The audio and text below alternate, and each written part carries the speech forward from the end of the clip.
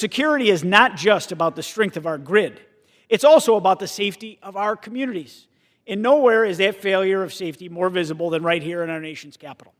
While Washington should be a place that is showcased as what is the very best of America, it has instead become a city struggling with violent crime, juvenile offenses, and weakened law enforcement. The next measures in this rule take direct aim at those failures and restore accountability where the D.C. Council has refused to act. The rule also provides for consideration of H.R. 4922, the D.C. Crimes Act of 2025. This legislation reasserts congressional oversight over the district by prohibiting the D.C. Council from further pursuing its progressive soft-on-crime sentencing guidelines. The Council has failed to keep residents and visitors from our country and from around the world safe. Even as violent crime has soared, police staffing has dropped to a 50-year low. This measure takes direct aim at the Council's reckless decisions. It lowers the definition of a youth offender from under 25 to under 18 where it belongs, so that adults are simply treated as adults.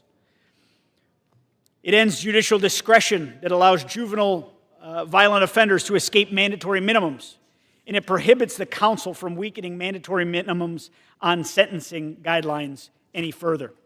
Now, make no mistake, carjackings and robberies by juveniles, they're out of control. More than 500 minors were arrested for robbery in 2023, and more carjackings were committed by juveniles. Every American should be able to visit their nation's capital without fear of being the next victim. We all know too well what happens when local leaders choose leniency over accountability. In my home state of New York, cashless bail has unleashed a wave of tragic and entirely preventable outcomes. Governor Hochul and Democrats have doubled down on pro-criminal policies that put violent offenders back on our streets, leaving families and communities to suffer the consequences. The American people deserve better. New Yorkers deserve better. People in Washington, D.C. deserve better, and President Trump has already stepped in to end cashless bail here in Washington. And it's long past time for New York to follow that lead. The rule also provides for consideration of H.R. 5140, the District of Columbia Juvenile Sentencing Reform Act. Since the pandemic, juvenile crime has surged. More than 2,000 juveniles were arrested in both 2023 and 2024. According to the Metropolitan Police Department, over half of robbery arrests last year were juveniles. And as of this year, juveniles account for more than half of carjacking arrests. This legislation responds to that reality. Current law allows juveniles 16 and older to be tried as adults for violent crimes. This measure lowers that age to 14. These are not youthful mistakes. They are violent, life-altering crimes. Consider the tragic example of Muhammad Anwar, a hardworking immigrant killed in 2021 by two teenage girls during a carjacking. Both will be back on the streets by the age of 21. In July of 2023, another Lyft driver who previously served as an interpreter for the U.S. military in Afghanistan was fatally shot while driving. The teen responsible, just 14 years old. They were sentenced to only 3 years of secure detention. Old enough to commit horrific and senseless murder, yet he will be back on the streets in just 3 years. Now let me be clear, this legislation applies only to violent crimes: murder, first-degree sexual abuse, burglary in the first degree, and robbery while armed. These are serious offenses that endanger residents and visitors to our nation's capital every day.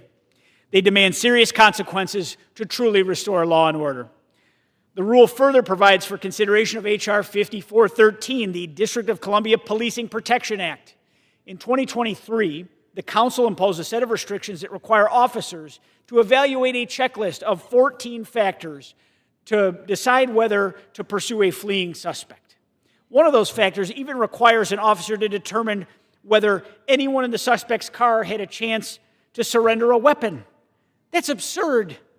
Officers rarely have time or information to work through such a checklist when a suspect takes off. This legislation repeals those restrictions and restores discretion to trained officers. It allows pursuit when an officer or supervisor determines it is necessary, the most effective means of apprehension, and does not present an unreasonable risk to bystanders. Officers must be able to act quickly to protect lives, and this measure restores that authority. And finally, the rule provides for consideration of H.R. 5125, the District of Columbia Judicial Nominations Reform Act. The Judicial Nomination Commission currently limits President Trump's choices for D.C. judges to a very narrow list of names. That process is slow, it's politicized, and it's very likely unconstitutional under the Appointments Clause. The result has been persistent vacancies, clogged courts, and criminals slipping through the cracks. This legislation abolishes the commission and it restores normal constitutional processes. The president nominates, the Senate confirms. That is how it works everywhere else in America, and that's how it should work right here in D.C. A duly elected president should not be bound by a bureaucratic commission when choosing judges.